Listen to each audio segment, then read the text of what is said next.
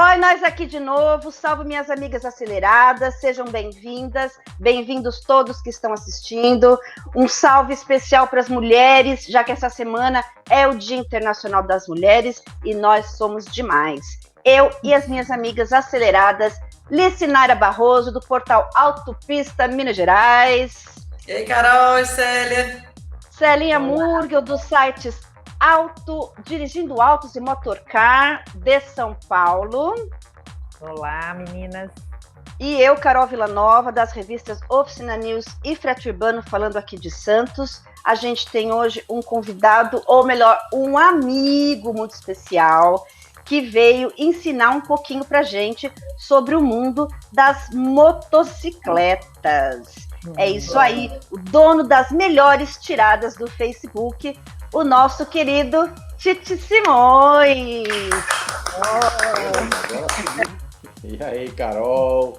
Oi, Célia. Oi, Licinara. Oi. É um prazer demais, enorme estar aqui com vocês para falar sobre assuntos que a gente gosta, que a gente curte e que, praticamente é a minha vida, né?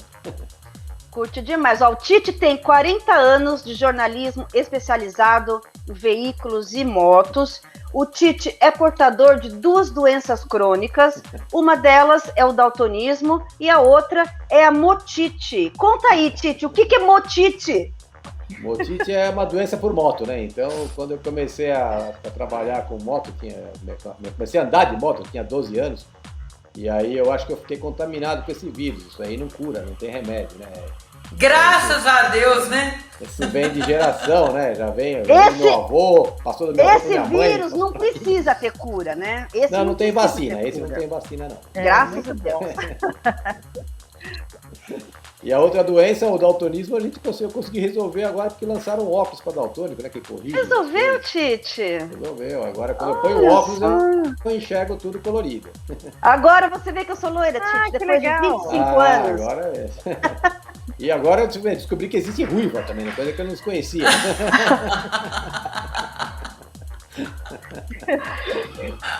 Eu lembro uma história do Tite que ele ia trabalhar e às vezes ele ia com uma cor de uma meia, a cor da outra meia. Muitas vezes. Muitas vezes. Um pé de cada cor. Era muito engraçado. Ô, Tite, conta como é que a revista de moto apareceu na sua vida. Foi totalmente acidental, né? Porque eu já pilotava moto já desde criança, né? E quando eu tinha uns 18 anos, eu conheci o Reginaldo Leme, né? Que foi praticamente meu professor, trabalho com ele até hoje, por sinal.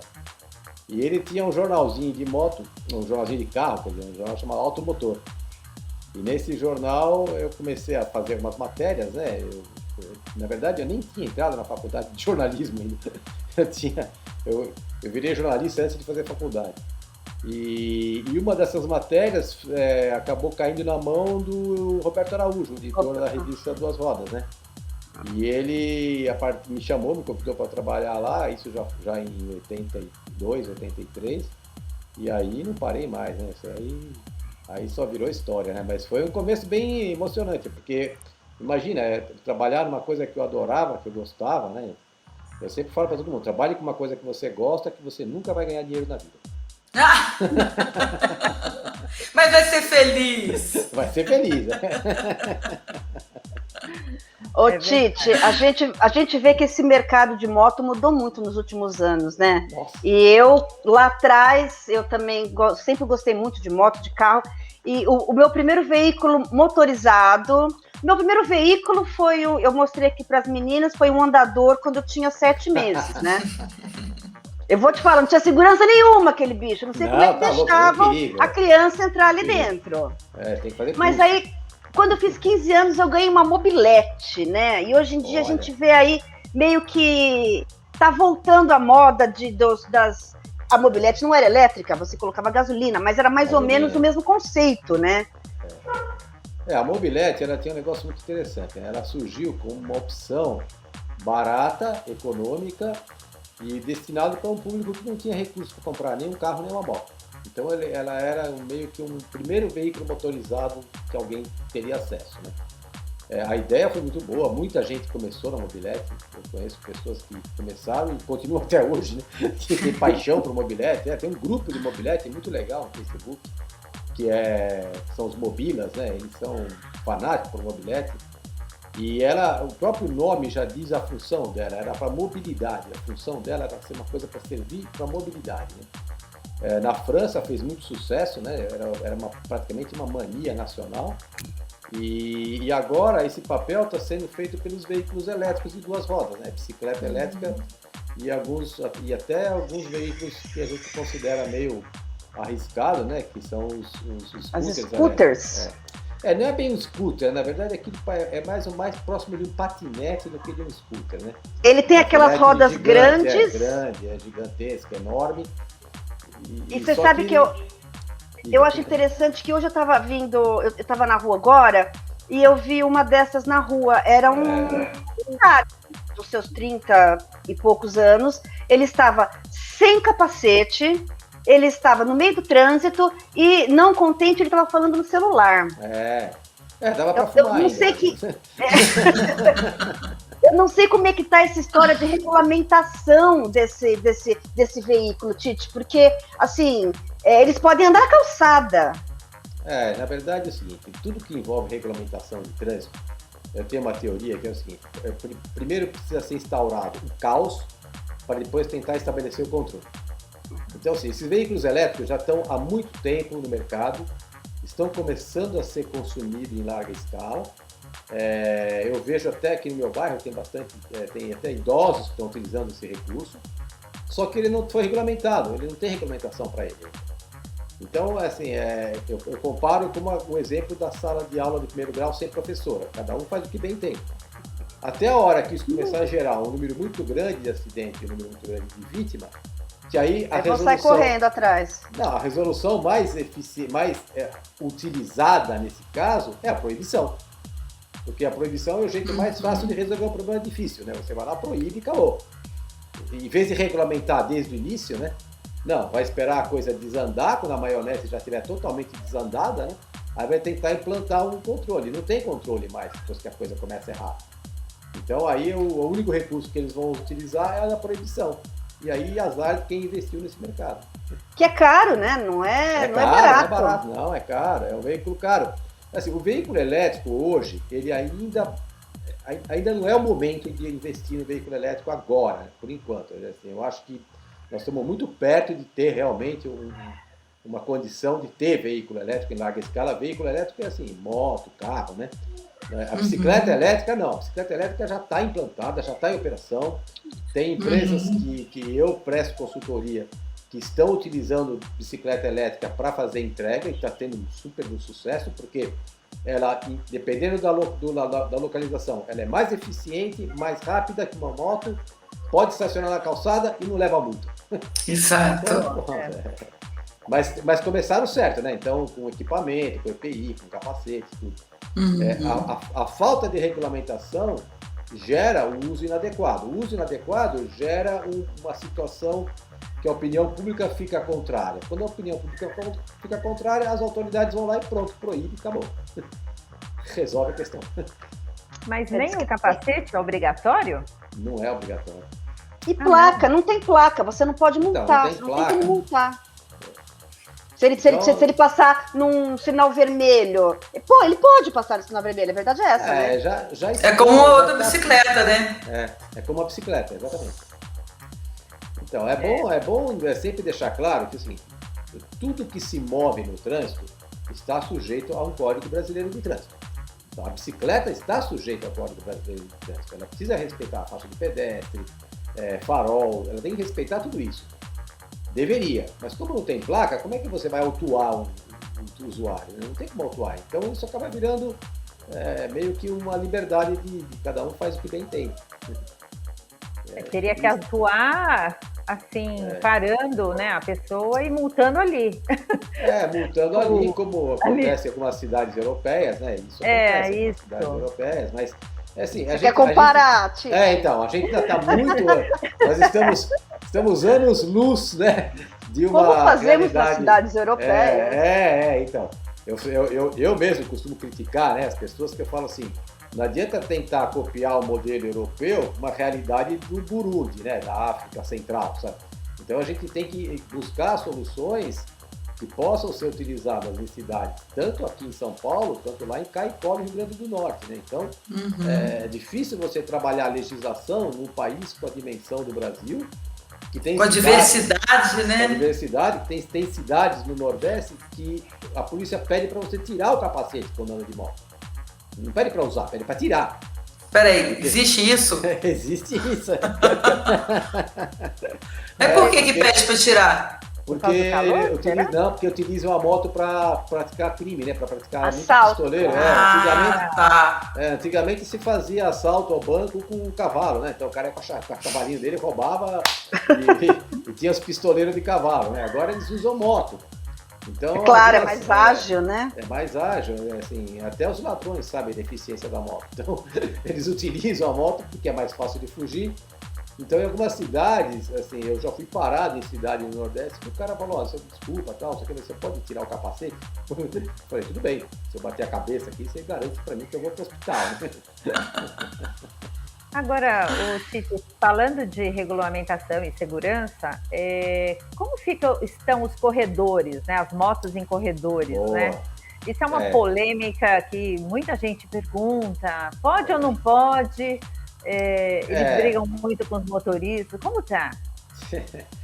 Isso aí, olha, assim, hoje no Denatran, né, que é o órgão máximo de trânsito, deve ter mais ou menos uns 30, 40 projetos tentando proibir a moto de utilizar esse espaço entre os carros, né, que a gente chama de corredor. Né? Isso aí é o seguinte, não existe uma lei específica dizendo é proibido andar de moto entre os carros durante o trânsito, etc. E tal. Não existe nada escrito assim. Porém, existe um artigo, que é o artigo 171, que é o nome até meio sugestivo, né? Que diz o seguinte, que você tem que manter uma distância segura dos veículos. Só que essa distância segura, ela não é dada no sistema métrico, nem no sistema de... Não existe um sistema para dizer. Pode ser 1,5 m, como pode ser 20 centímetros, né? Não sei. O que é seguro para mim é diferente do que é seguro para você, do que é seguro para outras pessoas. Então, alguns policiais estão usando esse artigo para multar as motos que andam no corredor, principalmente em estrada, né? Porque estrada é o lugar onde está mais sujeito a acidente. Mais perigoso. Agora, a realidade é a seguinte, o número de acidentes em corredor é muito pequeno, é bem menor do que em cruzamento. Em cruzamento, o número de acidentes é muito maior. Só que quando acontece um acidente com moto num corredor, como é um corredor de fluxo de trânsito, né? Para tudo E ele é visto por muitas pessoas. Então, cada um que chega no trabalho fala assim, eu cheguei tarde porque teve um acidente com moto no corredor. Fala, eu também cheguei tarde porque teve um acidente. Nossa, então teve centenas de motociclistas que se acidentaram. Não, era o mesmo. Era aquele um que atrapalhou a vida de um monte de gente. Né? Então, dá a sensação que o trânsito de moto no corredor é o principal motivo de acidente com moto. Mas não representa nem 5%, nem 8% dos acidentes. É um número mesmo? Ô Tite, qual é o universo de frota de motocicletas aqui no Brasil? No Brasil, diga assim... São Paulo, São Paulo eu consigo te dizer. Em São Paulo a gente tem mais ou menos 2 milhões de motos circulando. Desse total... Você tem mais ou menos a categoria delas? Tem. Olha lá, tá vendo como é aula? Tá vendo como é aula? É assim, o mercado de moto em geral, ele tem mais de 90% concentrado na faixa até 160 cilindradas, que são as motos de base, né? Que são as motos utilizadas por entregador, por moto fretista, etc. Nossa, 90%? A gente tem aí tem a categoria de 160 até 400 cilindradas, que aí tem dá mais uns 6%. E aí tem a categoria acima disso que dá uns 4%. Né? Aí tem são as premium, né? E o scooter está nesse bolo aí, nesse meio aí, né? O acidente acontece basicamente com as motos de baixa cilindrada, as motos pequenas. Porque a moto de baixa cilindrada é por amostragem, né? Tem muito mais, então é óbvio que ela sofre mais acidente. Só que a gravidade do acidente é muito maior quando você aumenta a potência da moto. Né? Claro. Já está em velocidade maior. Isso é física aplicada, né? É sempre É massa vezes aceleração, né? Então, quanto maior a velocidade do veículo, maior a energia resultante do choque. Então, a gravidade do acidente é maior. Ô, Então, Tite, assim, e quantos milhões a gente diz em São Paulo, por exemplo? Olha, São Paulo, a gente tem 12,5 milhões de habitantes e a gente tem 8 milhões de veículos circulando. Desses 8 milhões, a gente calcula aí um pouquinho menos, 1 milhão e 800 mais ou menos são motos, né? O resto é carro, caminhão, ônibus e etc. Mas São Paulo capital é muito diferente do que uma cidade como Feira de Santana na Bahia. Em Feira de Santana, o número de motos já superou o número de carros. É mesmo? Santos tem muita moto, gente. Claro que não superou é. carro, mas Santos tem muita moto. Uhum. Muita. A gente tem um Brasil que existe do hemisfério norte, que é para cima de Minas Gerais, e tem um Brasil que é o sudeste, que são realidades muito diferentes, né? Uhum. Aqui no sudeste, a moto ela é bastante utilizada como mobilidade urbana, mas tem um componente muito grande de lazer, de passeio, de turismo, etc.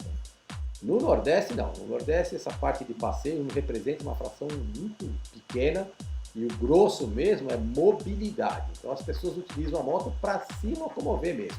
Ela é, em muitos lares, o único veículo motorizado da família toda. Por isso que a gente vê cenas de um cara andando numa motoquinha pequena com a mulher na garupa, duas crianças, um cachorro, um periquito, um papagaio e um bode no colo, sabe?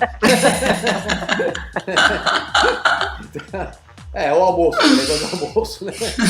Então, essa realidade, assim, o difícil de trabalhar o trânsito, eu participei de inúmeros fóruns de trânsito, a grande dificuldade de tratar o trânsito no Brasil é tentar adaptar as situações de trânsito para cada realidade. Então, por isso que no Brasil, o trânsito ele é uma competência municipal. Então, você tem o Denatran, que é o órgão máximo que gerencia tudo. Aí você tem o Detran, que é estadual, e você tem o Ciretran, que é municipal. O Ciretran que acaba fazendo um papel mais importante, porque é ele que vai conhecer a realidade daquele lugar. É ele que vai cuidar daquela comunidade, né? Então, assim, a história que eu falo que no Nordeste, em algumas cidades, o policial pede para tirar o capacete, isso é uma determinação do Ciretran. Tem cidades, por exemplo, que a moto de 50 cilindradas, a cinquentinha, ela não precisa ter placa. Em muitas cidades isso já foi liberado. Em São Paulo, capital, não pode. Em São Paulo, capital, qualquer veículo de combustão motorizado, não importa se tem que ter a placa. 40, 30, tem que ser licenciado e tem que ter placa. Então aqui, por quê? Porque São Paulo tem 12 milhões e meio de habitantes circulando, né? Então você não pode transformar isso aqui numa terra de ninguém. Pela mesma razão, aqui não tem mototáxi, né? Regulamentado. Então no Nordeste tem. Eu peguei mototáxi várias vezes no Nordeste, utilizei. No Rio tem também, né? No Rio tem. É uma ferramenta importante de locomoção. É muito importante. Por que não tem em São Paulo? Tem alguma... Porque o Departamento de Trânsito não conseguiu ainda regulamentar, eles não conseguem chegar num acordo, sabe? Porque assim, tem algumas certas dificuldades, por exemplo, o capacete. Você vai pegar uma moto, ainda mais hoje em dia, né? Assim, quando eu fui experimentar o mototáxi no Nordeste, o cara me deu o capacete, quando eu olhei pra dentro dele, eu falei assim, Nossa Jesus! Senhora! Eu falei pro cara, acho que tem uma coisa andando aqui dentro. Aí ele falou pra mim assim, não precisa capacete aí não, que aqui não precisa ter capacete. Eu falei assim, tá bom. Aí eu perguntei, quanto que é o percurso, né? Na época acho que custava R$2, sei lá.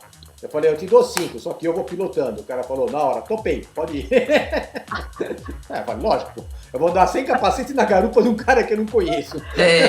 Dá até medo, né, Tite? Se pegar a garupa de alguém que você não conhece. E ainda peguei um trecho de rodovia, pilotando sem capacete. É emocionante, é emoção. Ô, Tite, eu tenho uma pergunta para te fazer. Você que é super experiente, você acha que a maioria dos acidentes envolvendo motociclistas é mais por imprudência, é mais por inexperiência? O que você acha quais são as principais causas desses acidentes que acontecem? Assim, falando em trânsito em geral, só tem 3 causas de acidente, né? É imprudência, negligência e imperícia. Vale para qualquer tipo de situação. No caso dos motociclistas, eu posso afirmar peremptoriamente, por conhecimento de causa, por experiência, por vivência, que 96% dos acidentes envolvendo moto poderiam ser evitados pelo motociclista, não pelo motorista. Inclusive aquelas situações que falam, pô, o cara passou no farol vermelho e atingiu a moto em cheio. Pô, eu ando desde os 12 anos, nunca fui atingido por um farol vermelho, sabe? Por um carro farol vermelho. Ah, o cara me fechou e eu bati. Idem, eu ando numa cidade que tem 8 milhões de veículos, atravesso ela de norte a sul, de sul a norte e nunca bati por causa de uma fechada. Então a conduta é o elemento mais importante, sabe? É o comportamento. Então a partir do momento que o cara sobe numa moto, ele tem que entender que aquilo não é um carro de 2 rodas. Aquilo é uma moto. Ele está exposto, ele está bem mais exposto, então ele tem que se enquadrar naquilo, sabe? Ô Tite, você também atua além do jornalismo, claro, como instrutor de pilotagem. Conta aí, onde você faz os seus cursos? O jornalismo eu praticamente me aposentei, né? Eu cheguei naquela condição de marajá que não preciso mais, né? Atingir o patamar mais elevado do jornalismo, né? Assim, praticamente o William Bonner do mercado. Eu ia falar isso, quase o William Bonner. O William Bonner da motoca, né? Na verdade, o William Bonner que é o Tite do Jornal Nacional, né? Então... É verdade. Isso. Menos engraçado, né? O William Bonner é um pouco menos engraçado. Quando ele tenta ser engraçado, coitado, não dá certo. Aí eu já desde 99 que eu comecei a dar aula, também por acidente. As coisas acontecem na minha vida meio que acidental, né? Nunca foi nada planejado, mas eu fui fazer um curso nos Estados Unidos, um curso de pilotagem, em 1997, né? E eu já competia, eu já corria de moto há uns 10 anos. E eu, quando eu fui fazer esse curso, eu fui fazer um curso com um cara lá que foi campeão mundial, tudo. Eu voltei pro Brasil, as pessoas falaram, e aí, como é que foi o curso? Legal? Eu falei, pô, legal, descobri que eu não sabia nada. Aprendi tudo de novo. E foi uma grande quebra de paradigma para mim, né? Porque eu aprendi coisas que eu nunca tinha ouvido falar. Eu era um piloto experimental, né? Eu nunca tinha feito nenhum curso. Aí quando eu cheguei no Brasil, coincidiu de ser uma época que tinha recém-aberto o mercado de motos grandes, de motos esportivas, né? Então a gente tinha no mercado motos aí com 180 cavalos, com potência elevada, conduzidas por pessoas que não tinham experiência. Então um amigo meu lá do Nordeste, por sinal, lá de Natal, ele falou assim, pô, por que você aproveita tudo que você aprendeu nos Estados Unidos e monta um curso? E aí nasceu o curso Speedmaster, né? O Speedmaster foi um curso voltado para esse público. Aí, aquele que eu tenho capacete. Aquele que você tem o capacete. Aí quando foi em 2014, eu conheci um fabricante de equipamento que falou, cara, você precisa dar curso para pessoas que estão saindo, entrando nesse mercado de moto, porque a autoescola não é suficiente para ensinar. A autoescola é um horror, né? E aí eu montei a ABTrans, que é um nome pomposo de Academia Brasileira de Trânsito, né? Eu acho bonito essa academia brasileira. Muito bom. E a ABTrans... Qualquer pessoa pode participar? Qualquer pessoa, inclusive as não habilitadas. E aí aconteceu um negócio interessante, que inclusive é o motivo de eu estar aqui conversando com vocês, né? A gente percebeu um número muito grande de mulheres procurando moto. E isso começou no finalzinho de 2019, no meio de 2019, e isso acabou, e hoje atingiu um nível tão alto, que eu tive já 3 turmas que tinham só mulheres. Que sem bacana. Combinar nada, sabe? Sem combinar nada. Não fiz nenhuma propaganda, não fiz nenhuma campanha, nada. E as razões que levam a mulher a procurar moto são as mais diferentes possíveis, que isso é uma coisa que também me impressionou bastante, né? A Abraciclo soltou um press release recentemente falando que o crescimento foi de mais de 900% de mulheres pilotando moto. É uma coisa que realmente... Nos últimos visível. 2 anos. É uma coisa que está visível. Isso a gente percebe na rua, no trânsito. Você em Santos, você está acostumada com isso, porque em Santos é uma das cidades onde tem o maior número de mulheres pilotando. Inclusive de salto alto. Não tem nenhum empecilho. Uma coisa que pouca gente sabe, que é um dado muito interessante, Santos é a cidade no Brasil que tem o menor número de acidentes com moto por habitante. Menor, olha que interessante. Mas por causa das mulheres? Não, isso é uma coisa muito interessante. Eu não me lembro exatamente os nomes nem a época, mas Santos teve um prefeito que foi diretor de trânsito. E ele conseguiu administrar a cidade com a cabeça de um organizador de trânsito. E ele fez um negócio interessante. Algumas avenidas em Santos, elas têm 2 faixas mais estreitas e uma mais larga. Então ele forçou as motos a utilizar o mesmo... A mais larga. Isso assim, primeiro, e outra coisa, o santista, ele tem uma velocidade média menor do que o paulistano. A gente, assim, eu tenho um apartamento em Santos, eu morei em Santos, a gente tem já uma convivência grande, e eu, quando eu chego em Santos, eu coloco meu cérebro na chave santista, né? Porque eles dirigem numa velocidade mais baixa do que o normal. É verdade. Sabe? Isso é estatístico, isso não é nem Você não vê tanto doido. Não vê tanto doido. E quando vê, pode ter certeza que não é de lá. Tem os caras que são kamikaze, né? Tem uns ciclistas que são kamikaze. E aqui Então, realmente a gente nem é uma coisa... Entregadores? Ó, é um bom E pouco. nem os entregadores? Porque aqui são... Então, os entregadores, né? eles são uma categoria à parte, né? Aí a gente entra numa outra seara, que é o seguinte: a quem atribuir a responsabilidade pelo acidente com um motociclista profissional, né? Quando ele trabalha para uma empresa, eu dou consultoria para algumas empresas que têm frota de moto, uma frota própria, né? E a nossa meta é reduzir a 0 o número de acidentes. A gente trabalha para isso. Agora é um cara que é contratado, tem CLT, recebe todas as garantias da... Treinamento direto, a gente faz reciclagem, treina. A contratação é feita de forma a evitar o acidente. Tudo é trabalhado para evitar o acidente. E a gente tem os motociclistas de aplicativos. Que eles não têm vínculo empregatício, eles não têm... A empresa não existe fisicamente, ela não tem responsabilidade sobre o acidente. Então, esses caras é que estão mais expostos ao acidente. São eles que estão sofrendo acidente. Só para você ter uma ideia, um dado curioso é que quando a gente teve a pandemia no ano passado, né? Quando começou a pandemia no ano passado, que teve o lockdown em São Paulo, a gente ficou aí um período de uns 4, 5 meses sem atividade. O trânsito de São Paulo diminuiu 25% o número de veículos em circulação, de carros, de carros em circulação. Em compensação, aumentou, as motos... e aumentou 8% o número de acidentes com moto. Então a gente reduziu o número de carro e aumentou o número de acidentes com moto. Isso derruba aquela história de que o motociclista fala que ele se acidenta porque o motorista causa acidente. Não. Porque o carro causou acidente. Se tinha 25% menos carro e 8% mais de acidente, isso é reflexo de que com menos carro em trânsito, o cara pode acelerar mais. E outra coisa, a gente tinha 250 mil motociclistas profissionais circulando em São Paulo. Nesse período aumentou para 400 mil. Nossa! Quase que dobrou. Porque coincidiu com a grande perda de emprego, né? Uma massa de gente que ficou sem emprego, claro, olhou na garagem, viu que tem uma CGzinha, uma motoquinha parada lá, vou trabalhar. E todo mundo pedindo delivery, né? Porque não tinha restaurante aberto nem nada, então, pedindo delivery. Isso acontece, assim, o que acontece em São Paulo, em pouco tempo, começa a refletir em outras capitais. Isso é meio que, né, é outro tipo de pandemia.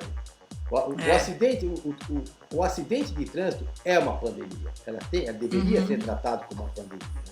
No Nordeste já é um caso, assim, você imagina a situação de uma cidade como Manaus, por exemplo, que tem um trânsito que é uma desgraça de rua. O trânsito de Manaus é uma coisa de assustar. Eles têm um número elevado de acidentes com moto, o motociclista ocupa muito tempo dentro de uma UTI, porque é acidente grave, e aí precisa de leito para quem está com Covid. O que faz? Né? Não investiu na segurança de trânsito, ocupou o leito com o motociclista e agora precisa de hospital para quem está com doença de outras origens que não é acidente de trânsito. Então, a situação do Nordeste de acidente de trânsito, a gente fala que é uma pandemia. Isso a gente já falava muito antes que existia o Covid. Falava, lá é pandêmico mesmo, né? Porque você tem pessoas que não estão qualificadas para pilotar, falta de regra e com um componente extra que é a bebida alcoólica, né? A gente fala que no Nordeste, durante a semana eles se acidentam, no fim de semana eles morrem. Nossa! Que horror! Porque antes de ter a moto, ele tinha um cavalo. E o cavalo, quando ele enchia o cavalo ia para casa e largava ele na porta de casa. A moto não faz o mesmo. A moto, o cara sobe em cima e fala, vai moto, ela não vai, né? Ele tem que levar a moto. Mas, agora, voltando ao tema das mulheres, né? O que colocou muita mulher em circulação de moto, uma parte foi também para trabalhar, né? Foi também trabalhar com entrega. Tem muitas mulheres trabalhando hoje com aplicativo. O segundo foi a vontade de ter uma turma diferente. Então, assim, mulheres na faixa de 45, 50 anos, que recém-separadas, né? Que estão em busca de uma moto para poder... Elas estão em busca de paquerar, isso sim. Não, elas os caras vão andar de moto, elas querem... Vai procurar no clube de golfe, tá? Vai procurar no meio da moto, você não vai dar certo. Aí elas entram numa turma de moto porque elas não querem mais participar daquele grupo do ex-marido, sei lá o que, né? E aí existe uma outra perfil de mulher, que tem aparecido bastante, que são as recém-mães. Elas se tornaram mães e não conseguem passar mais tempo com o filho, porque fica muito tempo em deslocamento. Então a pessoa pega, por exemplo, eu tive o caso de uma enfermeira que mora na zona leste de São Paulo e trabalha no hospital no Morumbi. Ela ficava 4 horas se deslocando por dia. Nossa! Porque ela utilizava, não sei, trem, ônibus, metrô, patinete, sei lá o quê.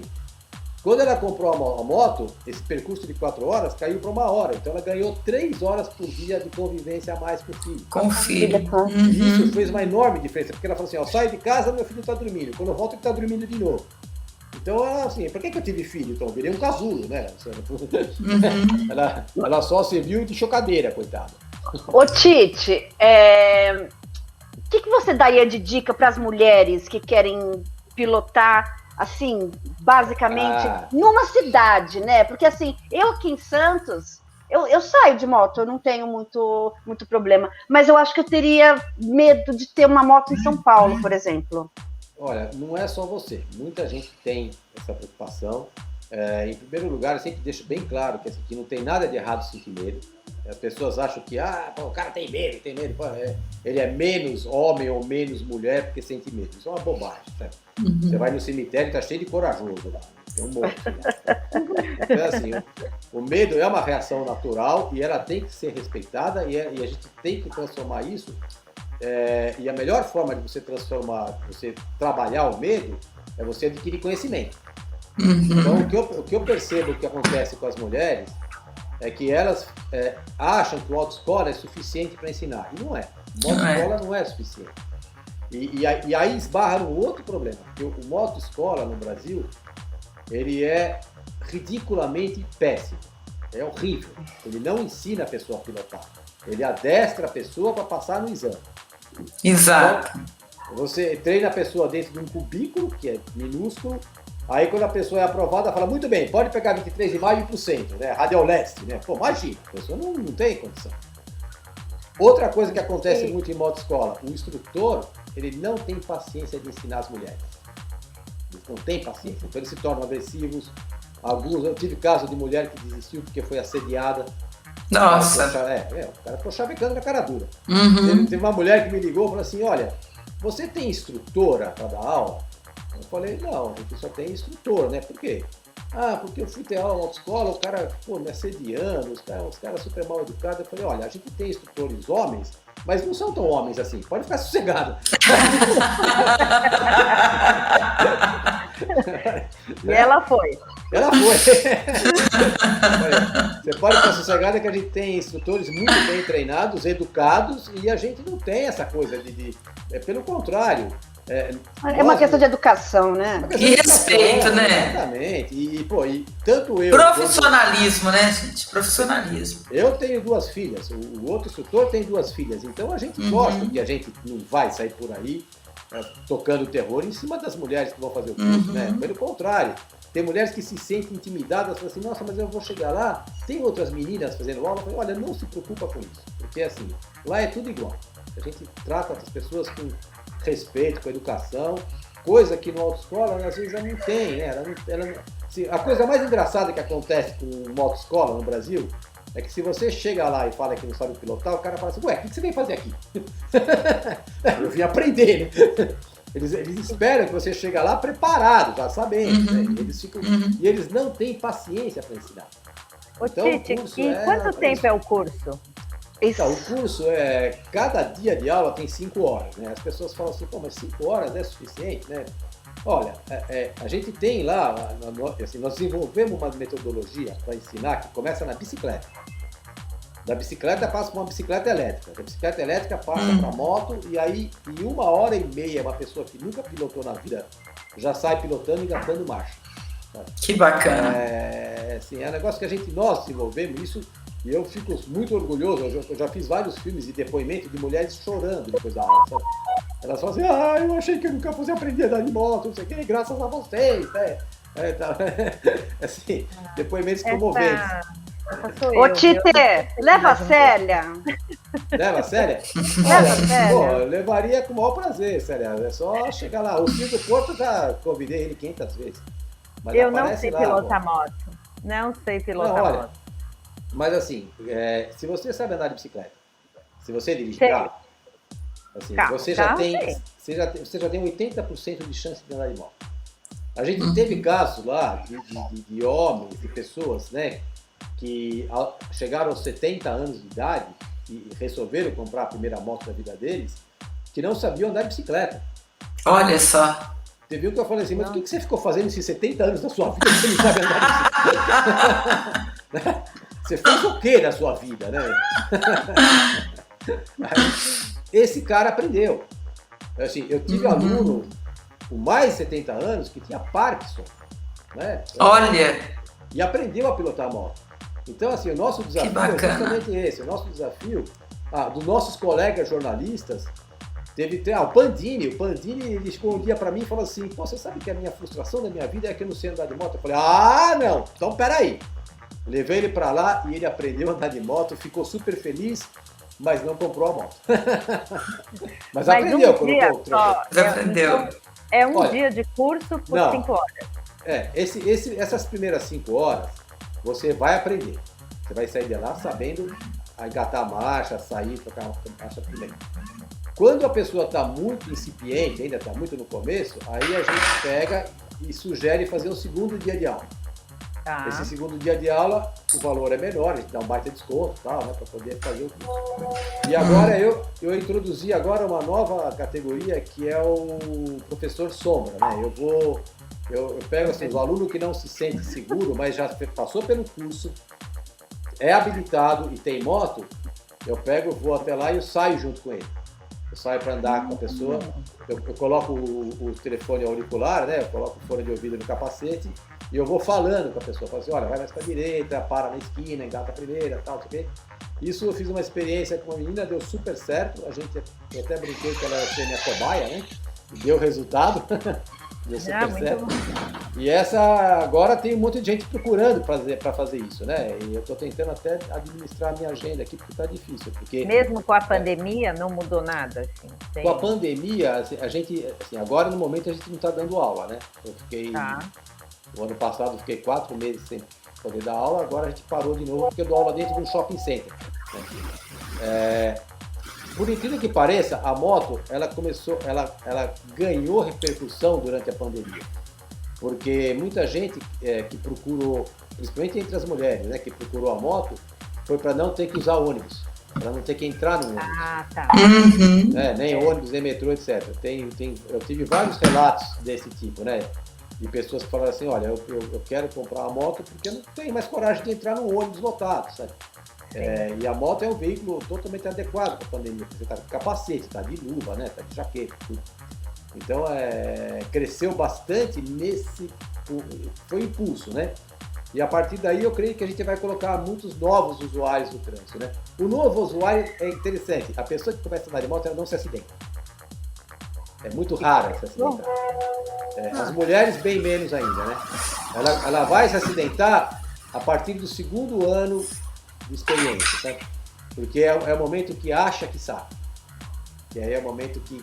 E também começa a copiar um pouco o modelo de comportamento dos motociclistas que ele vê na rua.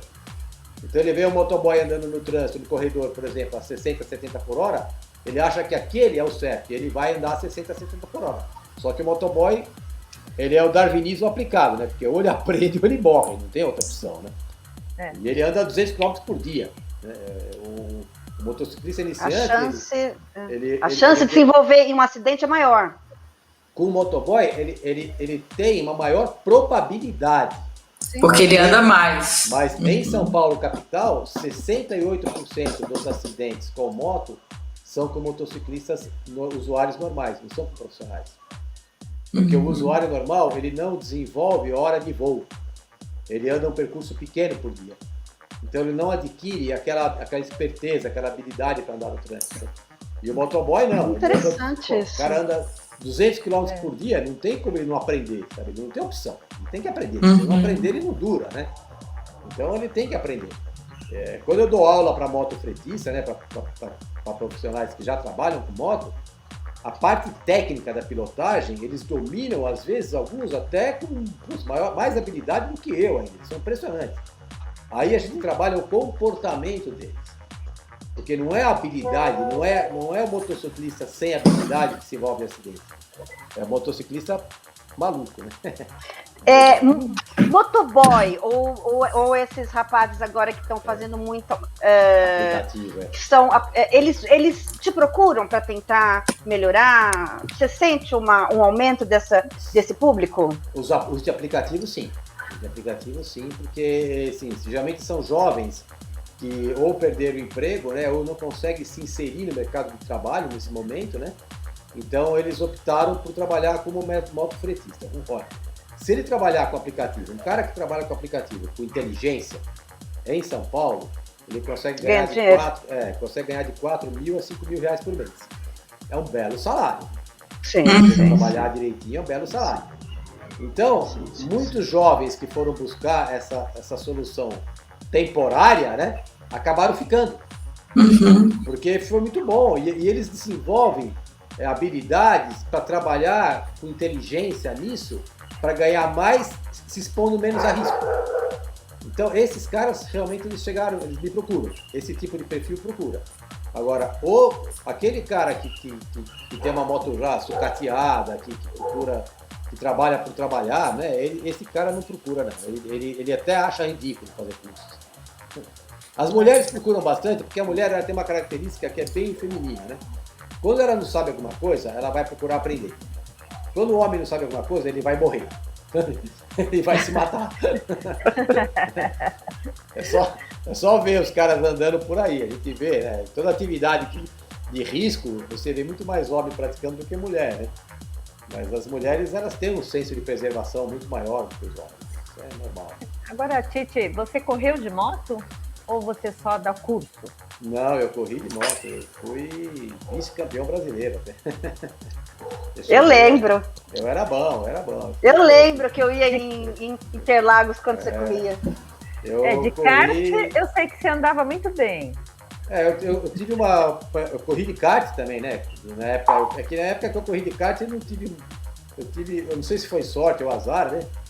Mas eu peguei a época de um tal de Ayrton Senna, né? Então não foi muito fácil ganhar dele, era impossível ganhar dele. Mas eu tive uma época que eu corri de kart quando eu era adolescente, e aí depois eu fui correr de moto, eu corri de moto 22 anos. Nossa Senhora. 22? Entre fora de estrada, velocidade, tive bastante osso quebrado. Já tomou capote? Vários. Dá para colocar de ase, mas sem gravidade, né? Porque em competição a gente tem uma margem de segurança muito grande, né? Mas mesmo assim é perigoso. Você não tem uma célula de sobrevivência que nem tem um carro de Stock Car ou um Fórmula Truck, alguma coisa assim. Não, tem que ter ossos. Carol, mas também não podemos esquecer que o Tite é daltônico. Então, como Olha, que fazia, né?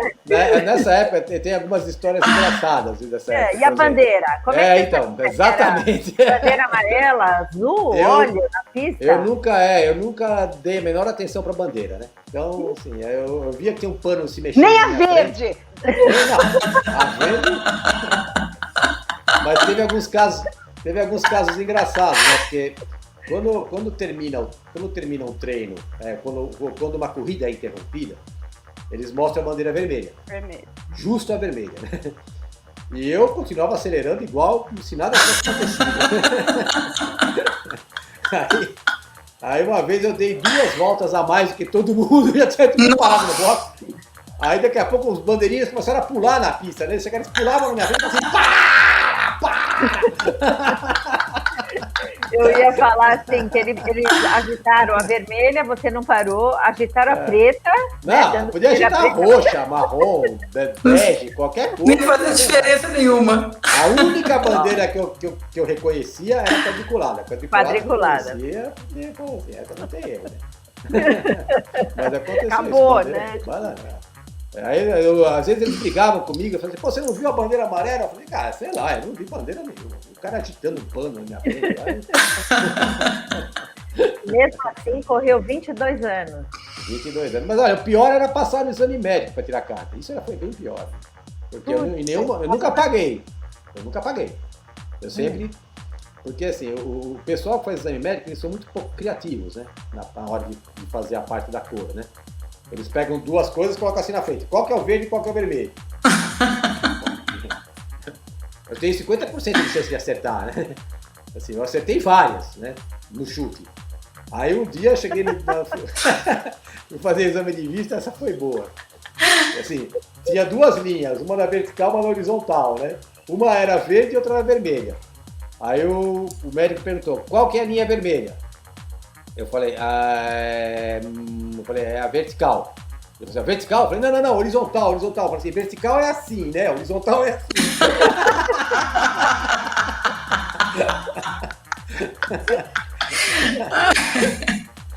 Saída pela direita, né? Saída pela direita. Eu sou burro, né? Diferente de doutor. Um amigo meu, uma vez, Tite, a época que exame de vista, você tampava com a mão o olho, né? Lembro. Então, ele falou assim, ele tinha um problema no olho direito. Então, vou ler primeiro o olho esquerdo. Aí tampou o olho esquerdo, tá. Agora com o olho direito. Aí ele só mudou a mão. Tampou o mesmo olho, só mudou a mão. Esse é mineiro, boa também. Mineiro raiz, mineiro raiz. Ai, muito bom, viu? Meus amores, olha, o tempo vai passando, tá ficando cada vez mais gostoso. Mas já olha, tempo? Muito, tá muito bom. Eu vou sugerir o seguinte, o Tite vai ter que voltar. Vai ter que voltar, Tite. Até porque a segunda habilidade do Tite não foi mostrada A gente não falou ainda. Tem mais coisa pra você. Eita, qual que é a segunda habilidade? Qual é a habilidade? Vai, Lili. Decifrar placas? Esse rapaz. Habilidade de decifrar placas. Decifrar placas. Inclusive, uma é muito conhecida de todo mundo, acredito que todo mundo que está assistindo aqui tem um carro, né, com airbag. E é uma placa que tem normalmente no parasol do lado do passageiro. Depois, se você que está nos assistindo aí, observa lá. Tem um desenho, uma figurinha. Você acha que é proibido colocar a cadeirinha, né, no banco da frente? Mas não é, o Tite já decifrou essa placa, né, Tite? Não, a gente vai deixar esse suspense, vamos deixar para a próxima vez. Vamos. Exato, próximo programa com o Tite. O dia que nós deciframos isso, o cara tive uma crise de riso que eu não conseguia parar. Foi.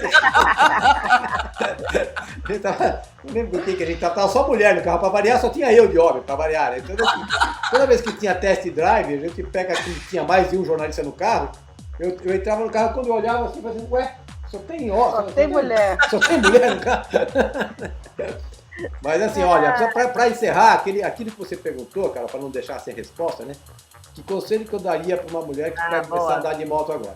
Não é só para mulher, para qualquer pessoa que for começar a andar de moto agora, o principal conselho é assim, pratique o bom senso, né? Porque o bom senso não falha. Se você não sente habilidade, você não sente a vontade, procura um curso pós-autoescola. Não precisa ser o meu, não precisa ser o Abetrans, o Abetrans só tem em São Paulo, na Zona Norte. Eu não posso atender o Brasil inteiro, mas em cada cidade, em todo lugar, tem um profissional dedicado a isso, sabe? E eles têm maior interesse em ajudar. Eu conheço pessoas no Nordeste, conheço pessoas no Sul, no Sudeste, tem tudo que é lugar. Mas procura, porque assim, se você não se sente seguro fazendo alguma coisa, a chance de você se dar mal é muito maior. Exato. E a moto tem uma característica de segurança que é importantíssima. Ela não pode andar mais lento que o fluxo.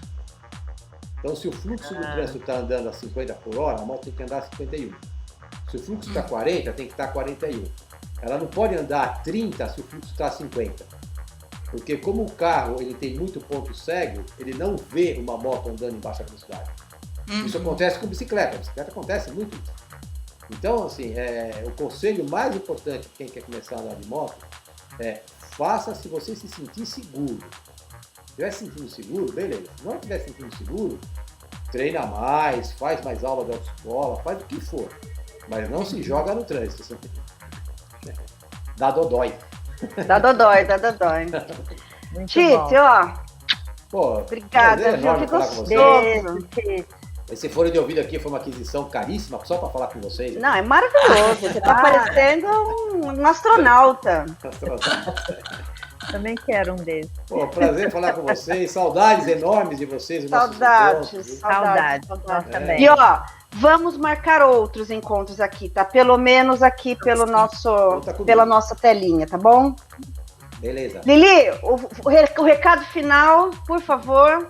Isso aí, você que está nos assistindo, dá o seu joinha, compartilha esse vídeo, comente se você gostou, o que mais você quer que a gente fale, e não deixe de tocar o balango-tango, que é esse sininho que está aí, para ser notificado toda vez que tiver vídeos novos. Celinha? Muito bom estar com vocês novamente, né? Uma vez por semana, é uma delícia, né? Tite, foi muito bom ouvir você, suas histórias, mas realmente, Carol tem razão, vamos ter que marcar de novo. Muito bom, viu? Muito bom encontrar vocês. Então tá bom, gente. Beijo. Tite, beijo grande, ó. Até semana que vem. Beijo. Tchau. Tchau, tchau.